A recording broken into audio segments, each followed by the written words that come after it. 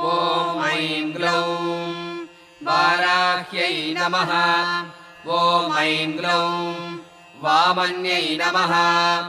ॐ ऐं ग्लौं वामायै नमः। ॐ ऐं ग्लौं बगलायै नमः। ॐ ऐं ग्लौं वासव्यै नमः। ॐ ऐं ग्लौं वसवे नमः। ॐ ऐं ग्लौं वैदेह्यै नमः। ॐ ऐं ग्लौं विरसुवे नमः। ॐ ऐं ग्लौं बालायै नमः। ॐ ऐं ग्लौं वरदायै नमः। ॐ ऐं ग्लौं विष्णुवल्लभायै नमः। ॐ ऐं ग्लौं वन्दितायै नमः। ॐ ऐं ग्लौं वसुधायै नमः। ॐ ऐं ग्लौं वस्यायै नमः। ॐ ऐं ग्लौं व्यात्तास्यायै नमः। ॐ ऐं ग्लौं वञ्चिन्यै नमः। ॐ ऐं ग्लौं बलायै नमः। ॐ ऐं ग्लौं वसुन्धरायै नमः। ॐ ऐं ग्लौं वीथिहोत्रायै नमः। ॐ ऐं ग्लौं वीथिराजायै नमः। ॐ ऐं ग्लौं विहायस्यै नमः। ॐ ऐं ग्लौं गर्वायै नमः। ॐ ऐं ग्लौं खनिप्रियायै नमः। ॐ ऐं ग्लौं काम्यायै नमः। ॐ ऐं ग्लौं कमलायै नमः। ॐ ऐं ग्लौं काञ्चन्यै नमः। ॐ ऐं ग्लौं रमायै नमः। ॐ ऐं ग्लौं धूम्रायै नमः। ॐ ऐं ग्लौं कपालिन्यै नमः। ॐ ऐं ग्लौं वामायै नमः। ॐ ऐं ग्लौं कुरुकुल्लायै नमः। ॐ ऐं ग्लौं कलावत्यै नमः। ॐ ऐं ग्लौं याम्यायै नमः। ॐ ऐं ग्लौं आग्नेयै नमः। ॐ ऐं ग्लौं धरायै नमः। ॐ ऐं ग्लौं धन्यायै नमः। ॐ ऐं ग्लौं दायिन्यै नमः। ॐ ऐं ग्लौं ध्यानिन्यै नमः। ॐ ऐं ग्लौं ध्रुवायै नमः। ॐ ऐं ग्लौं धृत्यै नमः। ॐ ऐं ग्लौं लक्ष्म्यै नमः। ॐ ऐं ग्लौं जयायै नमः। ॐ ऐं ग्लौं तुष्ट्यै नमः। ॐ ऐं ग्लौं शक्त्यै नमः। ॐ ऐं ग्लौं मेधायै नमः। ॐ ऐं ग्लौं तपस्विन्यै नमः। ॐ ऐं ग्लौं वेदायै नमः। ॐ ऐं ग्लौं जयायै नमः। ॐ ऐं ग्लौं कृत्यै नमः। ॐ ऐं ग्लौं कान्तायै नमः। ॐ ऐं ग्लौं स्वाहायै नमः। ॐ ऐं ग्लौं शान्त्यै नमः। ॐ ऐं ग्लौं तमायै नमः। ॐ ऐं ग्लौं रथ्यै नमः। ॐ ऐं ग्लौं लज्जायै नमः। ॐ ऐं ग्लौं मत्यै नमः। ॐ ऐं ग्लौं स्मृत्यै नमः। ॐ ऐं ग्लौं निद्रायै नमः। ॐ ऐं ग्लौं तन्त्रायै नमः। ॐ ऐं ग्लौं गौर्यै नमः। ॐ ऐं ग्लौं शिवायै नमः। ॐ ऐं ग्लौं स्वधायै नमः। ॐ ऐं ग्लौं चण्ड्यै नमः। ॐ ऐं ग्लौं दुर्गायै नमः। ॐ ऐं ग्लौं अभयायै नमः। ॐ ऐं ग्लौं भीमायै नमः। ॐ ऐं ग्लौं भाषायै नमः। ॐ ऐं ग्लौं भामायै नमः। ॐ ऐं ग्लौं भयानकायै नमः। ॐ ऐं ग्लौं भूधरायै नमः। ॐ ऐं ग्लौं भयापहायै नमः। ॐ ऐं ग्लौं भीरवे नमः। ॐ ऐं ग्लौं भैरव्यै नमः। ॐ ऐं ग्लौं पङ्कारायै नमः। ॐ ऐं ग्लौं पट्यै नमः। ॐ ऐं ग्लौं गुर्गुरायै नमः। ॐ ऐं ग्लौं घोषणायै नमः। ॐ ऐं ग्लौं घोरायै नमः। ॐ ऐं ग्लौं घोषिन्यै नमः ॐ ऐं ग्लौं घोणसंयुक्तायै नमः ॐ ऐं ग्लौं घनायै नमः ॐ ऐं ग्लौं अघ्नायै नमः ॐ ऐं ग्लौं गर्गरायै नमः ॐ ऐं ग्लौं घोणयुक्तायै नमः ॐ ऐं ग्लौं अघनाशिन्यै नमः ॐ ऐं ग्लौं पूर्वायै नमः ॐ ऐं ग्लौं आग्नेयै नमः ॐ ऐं ग्लौं याम्यायै नमः ॐ ऐं ग्लौं नैऋत्यै नमः ॐ ऐं ग्लौं वायव्यै नमः ॐ ऐं ग्लौं उत्तरायै नमः ॐ ऐं ग्लौं वारुण्यै नमः ॐ ऐं ग्लौं ऐशान्यै नमः ॐ ऐं ग्लौं ऊर्ध्वायै नमः ॐ ऐं ग्लौं अधस्थितायै नमः ॐ ऐं ग्लौं पृष्ठायै नमः ॐ ऐं ग्लौं दक्षायै नमः ॐ ऐं ग्लौं अग्रगायै नमः ॐ ऐं ग्लौं वामगायै नमः ॐ ऐं ग्लौं हृङ्गायै नमः ॐ ऐं ग्लौं नाभिकायै नमः ॐ ऐं ग्लौं ब्रह्मरन्ध्रायै नमः ॐ ऐं ग्लौं अर्कायै नमः ॐ ऐं ग्लौं स्वर्गायै नमः ॐ ऐं ग्लौं पातालगायै नमः ॐ ऐं ग्लौं भूमिगायै नमः ॐ ऐं ग्लौं ऐम्यै नमः ॐ ऐं ग्लौं ह्रियै नमः ॐ ऐं ग्लौं श्रियै नमः ॐ ऐं ग्लौं क्लीम्यै नमः ॐ ऐं ग्लौं तीर्थायै नमः ॐ ऐं ग्लौं गत्यै नमः ॐ ऐं ग्लौं प्रीत्यै नमः ॐ ऐं ग्लौं त्रियै नमः ॐ ऐं ग्लौं गिरे नमः ॐ ऐं ग्लौं कलायै नमः ॐ ऐं ग्लौं अव्ययायै नमः ॐ ऐं ग्लौं ऋग्रूपायै नमः ॐ ऐं ग्लौं यजुर्रूपायै नमः ॐ ऐं ग्लौं सामरूपायै नमः ॐ ऐं ग्लौं परायै नमः ॐ ऐं ग्लौं यात्रिण्यै नमः ॐ ऐं ग्लौं उदुम्बरायै नमः ॐ ऐं ग्लौं गदाधारिण्यै नमः ॐ ऐं ग्लौं असिधारिण्यै नमः ॐ ऐं ग्लौं शक्तिधारिण्यै नमः ॐ ऐं ग्लौं शापधारिण्यै नमः ॐ ऐं ग्लौं इक्षुधारिण्यै नमः ॐ ऐं ग्लौं शूलधारिण्यै नमः ॐ ऐं ग्लौं चक्रधारिण्यै नमः ॐ ऐं ग्लौं सृष्टिधारिण्यै नमः ॐ ऐं ग्लौं झरत्यै नमः ॐ ऐं ग्लौं युवत्यै नमः ॐ ऐं ग्लौं बालायै नमः ॐ ऐं ग्लौं चतुरङ्गफलोद्घटायै नमः ॐ ऐं ग्लौं सत्यायै नमः ॐ ऐं ग्लौं अक्षरायै नमः ॐ ऐं ग्लौं आदिभेत्र्यै नमः ॐ ऐं ग्लौं धात्र्यै नमः ॐ ऐं ग्लौं भर्त्यै नमः ॐ ऐं ग्लौं भरायै नमः ॐ ऐं ग्लौं भटवे नमः ॐ ऐं ग्लौं क्षेत्रज्ञायै नमः ॐ ऐं ग्लौं कम्पिन्यै नमः ॐ ऐं ग्लौं ज्येष्ठायै नमः ॐ ऐं ग्लौं दूरदर्शायै नमः ॐ ऐं ग्लौं धुरन्धरायै नमः ॐ ऐं ग्लौं मालिन्यै नमः ॐ ऐं ग्लौं मानिन्यै नमः ॐ ऐं ग्लौं मात्रे नमः ॐ ऐं ग्लौं माननीयायै नमः ॐ ऐं ग्लौं मनस्विन्यै नमः ॐ ऐं ग्लौं महोद्घटायै नमः ॐ ऐं ग्लौं मन्युकायै नमः ॐ ऐं ग्लौं मनुरूपायै नमः ॐ ऐं ग्लौं मनोजवायै नमः ॐ ऐं ग्लौं मेधस्विन्यै नमः ॐ ऐं ग्लौं मध्यारथायै नमः ॐ ऐं ग्लौं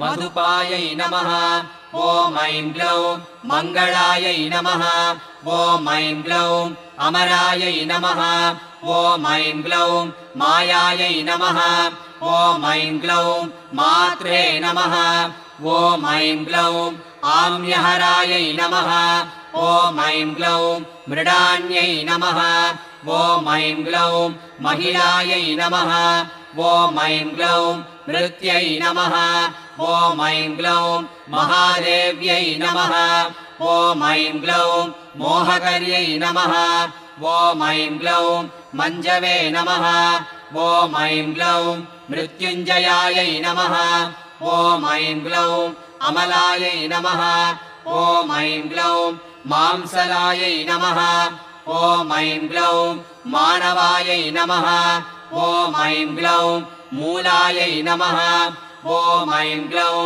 महालसायै नमः ॐ ऐं ग्लौं मृगाङ्गकार्यै नमः ॐ ऐं ग्लौं मर्कालसायै नमः ॐ ऐं ग्लौं मीनकायै नमः ॐ ऐं ग्लौं श्याममहिष्यै नमः ॐ ऐं ग्लौं मदन्दिकायै नमः ॐ ऐं ग्लौं मूर्च्छापहायै नमः ॐ ऐं ग्लौं मोहापहायै नमः ॐ ऐं ग्लौं मृषापहायै नमः ॐ ऐं ग्लौं मोहापहायै नमः ॐ ऐं ग्लौं मदापहायै नमः ॐ ऐं ग्लौं मृत्यपहायै नमः ॐ ऐं ग्लौं मलापहायै नमः ॐ ऐं ग्लौं सिंहाननायै नमः ॐ ऐं ग्लौं व्याघ्राननायै नमः ॐ ऐं ग्लौं कुक्षाननायै नमः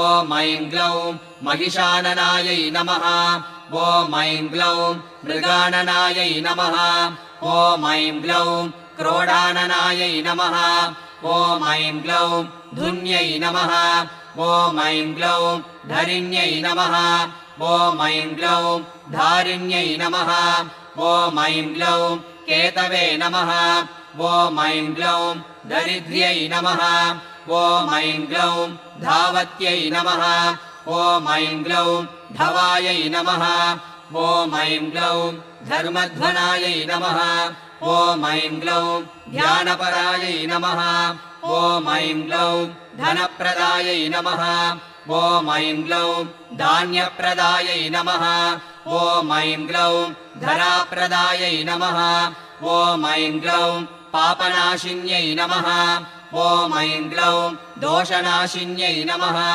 ॐ ऐं ग्लौं रिपुनाशिन्यै नमः ॐ ऐं ग्लौं व्याधिनाशिन्यै नमः ॐ ऐं ग्लौं सिद्धिदायिन्यै नमः ॐ ऐं ग्लौं कलारूपिण्यै नमः ॐ ऐं ग्लौं काष्ठारूपिण्यै नमः ॐ ऐं ग्लौं क्षमारूपिण्यै नमः ॐ ऐं ग्लौं पक्षरूपिण्यै नमः ॐ ऐं ग्लौं अहोरूपिण्यै नमः ॐ ऐं ग्लौं त्रुटिरूपिण्यै नमः ॐ ऐं ग्लौं श्वासरूपिण्यै नमः ॐ ऐं ग्लौं समृद्धारूपिण्यै नमः ॐ ऐं ग्लौं सुभुजायै नमः ॐ ऐं ग्लौं रौद्र्यै नमः ॐ ऐं ग्लौं राधायै नमः ॐ ऐं ग्लौं रागायै नमः ॐ ऐं ग्लौं रमायै नमः ॐ ऐं ग्लौं शरण्यै नमः ॐ ऐं ग्लौं रामायै नमः ॐ ऐं ग्लौं रतिप्रियायै नमः ॐ ऐं ग्लौं हृष्टायै नमः ॐ ऐं ग्लौं रक्षिण्यै नमः ॐ ऐं ग्लौं रविमध्यगायै नमः ॐ ऐं ग्लौं रजन्यै नमः ॐ ऐं ग्लौं रमण्यै नमः ॐ ऐं ग्लौं रेवायै नमः ॐ ऐं ग्लौं रङ्गण्यै नमः ॐ ऐं ग्लौं रञ्जन्यै नमः ॐ ऐं ग्लौं रमायै नमः ॐ ऐं ग्लौं रोषायै नमः ॐ ऐं ग्लौं रोषवत्यै नमः ॐ ऐं ग्लौं गर्विजयप्रदायै नमः ॐ ऐं ग्लौं रथायै नमः ॐ ऐं ग्लौं रूक्षायै नमः ॐ ऐं ग्लौं रूपवत्यै नमः ॐ ऐं ग्लौं सरास्यै नमः ॐ ऐं ग्लौं रुद्राण्यै नमः ॐ ऐं ग्लौं रणपण्डितायै नमः ॐ ऐं ग्लौं गङ्गायै नमः ॐ ऐं ग्लौं यमुनायै नमः ॐ ऐं ग्लौं सरस्वत्यै नमः ॐ ऐं ग्लौं स्वसवे नमः ॐ ऐं ग्लौं मत्वै नमः ॐ ऐं ग्लौं कण्टक्यै नमः ॐ ऐं ग्लौं तुङ्गभद्रायै नमः ॐ ऐं ग्लौं कावेर्यै नमः ॐ ऐं ग्लौं कौशिक्यै नमः ॐ ऐं ग्लौं वटवे नमः ॐ ऐं ग्लौं खड्वायै नमः ॐ ऐं ग्लौं उरगवत्यै नमः ॐ ऐं ग्लौं चारायै नमः ॐ ऐं ग्लौं सहस्राक्षायै नमः ॐ ऐं ग्लौं प्रदर्धनायै नमः ॐ ऐं ग्लौं सर्वज्ञायै नमः ॐ ऐं ग्लौं शाङ्कर्यै नमः ॐ ऐं ग्लौं शास्त्र्यै नमः ॐ ऐं ग्लौं जटाधारिण्यै नमः ॐ ऐं ग्लौं अयोरसायै नमः ॐ ऐं ग्लौं यावत्यै नमः ॐ ऐं ग्लौं सौरभ्यै नमः ॐ ऐं ग्लौं कुब्जायै नमः ॐ ऐं ग्लौं वक्रतुण्डायै नमः ॐ ऐं ग्लौं वदोग्यतायै नमः ॐ ऐं ग्लौं चन्द्रापीठायै नमः ॐ ऐं ग्लौं वेदवेद्यायै नमः ॐ ऐं ग्लौं सङ्किन्यै नमः ॐ ऐं ग्लौं नीलोदितायै नमः ॐ ऐं ग्लौं ध्यानातीतायै नमः ॐ ऐं ग्लौं अपरिच्छेद्यायै नमः ॐ ऐं ग्लौं मृत्युरूपायै नमः ॐ ऐं ग्लौं त्रिवर्गदायै नमः ॐ ऐं ग्लौं अरूपायै नमः ॐ ऐं ग्लौं बहुरूपायै नमः ॐ ऐं ग्लौं नानारूपायै नमः ॐ ऐं ग्लौं नताननायै नमः ॐ ऐं ग्लौं वृषाकपये नमः ॐ ऐं ग्लौं वृषारूढायै नमः ॐ ऐं ग्लौं वृषेश्यै नमः ॐ ऐं ग्लौं वृषवाहनायै नमः ॐ ऐं ग्लौं वृषप्रियायै नमः ॐ ऐं ग्लौं वृषावर्तायै नमः ॐ ऐं ग्लौं वृषपर्वायै नमः ॐ ऐं ग्लौं वृषाकृत्यै नमः ॐ ऐं ग्लौं कोदण्डिन्यै नमः ॐ ऐं ग्लौं नागचूडायै नमः ॐ ऐं ग्लौं चक्षुव्याख्यायै नमः ॐ ऐं ग्लौं परमात्मिकायै नमः ॐ ऐं ग्लौं दुर्वासायै नमः ॐ ऐं ग्लौं दुर्गहायै नमः ॐ ऐं ग्लौं देव्यै नमः ॐ ऐं ग्लौं दुरावासायै नमः ॐ ऐं ग्लौं दुरारिहायै नमः ॐ ऐं ग्लौं दुर्गायै नमः ॐ ऐं ग्लौं राधायै नमः ॐ ऐं ग्लौं दुःखहन्त्र्यै नमः ॐ ऐं ग्लौं दुराराध्यै नमः ॐ ऐं ग्लौं दलीयस्यै नमः ॐ ऐं ग्लौं दुरावासायै नमः ॐ ऐं ग्लौं दुःप्रहस्तायै नमः ॐ ऐं ग्लौं दुःखम्बायै नमः ॐ ऐं ग्लौं द्रुहिण्यै नमः ॐ ऐं ग्लौं सुवेण्यै नमः ॐ ऐं ग्लौं स्मरण्यै नमः ॐ ऐं ग्लौं श्यामायै नमः ॐ ऐं ग्लौं मृगदापिन्यै नमः ॐ ऐं ग्लौं व्याददापिन्यै नमः ॐ ऐं ग्लौं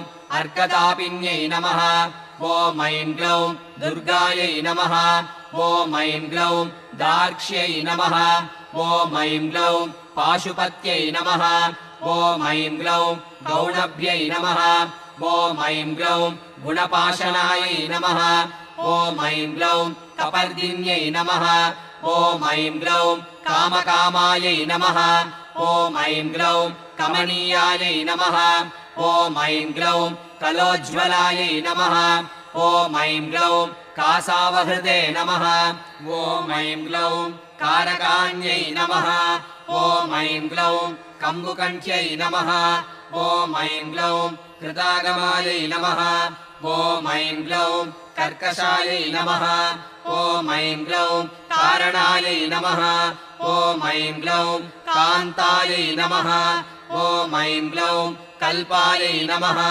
ॐ ऐं ग्लौं अकल्पायै नमः ॐ ऐं ग्लौं कटङ्कटायै नमः ॐ ऐं ग्लौं श्मशाननिलयायै नमः ॐ ऐं ग्लौं बिन्दायै नमः ॐ ऐं ग्लौं गजारूढायै नमः ॐ ऐं ग्लौं गजापहायै नमः ॐ ऐं ग्लौं तत्प्रियायै नमः ॐ ऐं ग्लौं तत्परायै नमः ॐ ऐं ग्लौं रायायै नमः ॐ ऐं ग्लौं स्वर्भानवे नमः ॐ ऐं ग्लौं कालवञ्चिन्यै नमः ॐ ऐं ग्लौं शाखायै नमः ॐ ऐं ग्लौं विशिखायै नमः ॐ ऐं ग्लौं कोशायै नमः ॐ ऐं ग्लौं सुशाखायै नमः ॐ ऐं ग्लौं केशपाशिन्यै नमः ॐ ऐं ग्लौं व्यङ्ग्यायै नमः ॐ ऐं ग्लौं सुषाङ्गायै नमः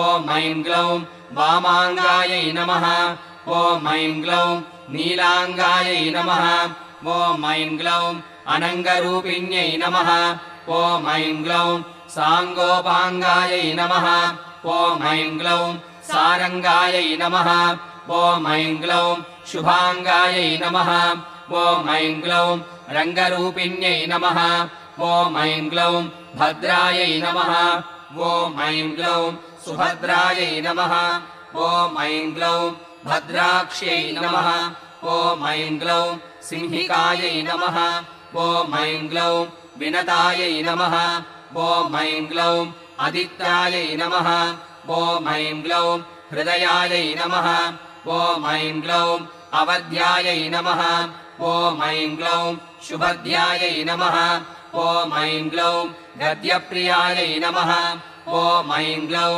पद्यप्रियायै नमः ॐ ऐं ग्लौं प्रसवे नमः ॐ ऐं ग्लौं चर्चिकायै नमः ॐ ऐं ग्लौं भोगवत्यै नमः ॐ ऐं ग्लौं अम्बायै नमः ॐ ऐं ग्लौं सारस्यै नमः ॐ ऐं ग्लौं सवायै नमः ॐ ऐं ग्लौं नट्यै नमः ॐ ऐं ग्लौं योगिन्यै नमः ॐ ऐं ग्लौं पुष्कलायै नमः ॐ ऐं ग्लौं अनन्तायै नमः ॐ ऐं ग्लौं परायै नमः ॐ ऐं ग्लौं साङ्ख्यायै नमः ॐ ऐं ग्लौं शस्यै नमः ॐ ऐं ग्लौं सत्यै नमः ॐ ऐं ग्लौं निम्नकायै नमः ॐ ऐं ग्लौं निम्ननाभायै नमः ॐ ऐं ग्लौं सहिष्ण्यै नमः ॐ ऐं ग्लौं जागृत्यै नमः ॐ ऐं ग्लौं लिप्यै नमः ॐ ऐं ग्लौं दमयन्त्यै नमः ॐ ऐं ग्लौं दमायै नमः ॐ ऐं ग्लौं दण्डायै नमः ॐ ऐं ग्लौं उद्दण्डिन्यै नमः ॐ ऐं ग्लौं दारदायिकायै नमः ॐ ऐं ग्लौं दीपिन्यै नमः ॐ ऐं ग्लौं दाविन्यै नमः ॐ ऐं ग्लौं धात्र्यै नमः ॐ ऐं ग्लौं दक्षकन्यायै नमः ॐ ऐं ग्लौं धरते नमः ॐ ऐं ग्लौं दाहिन्यै नमः ॐ ऐं ग्लौं द्रविण्यै नमः ॐ ऐं ग्लौं दर्व्यै नमः ॐ ऐं ग्लौं दण्डिन्यै नमः ॐ ऐं ग्लौं दण्डनायिकायै नमः ॐ ऐं ग्लौं दानप्रियायै नमः ॐ ऐं ग्लौं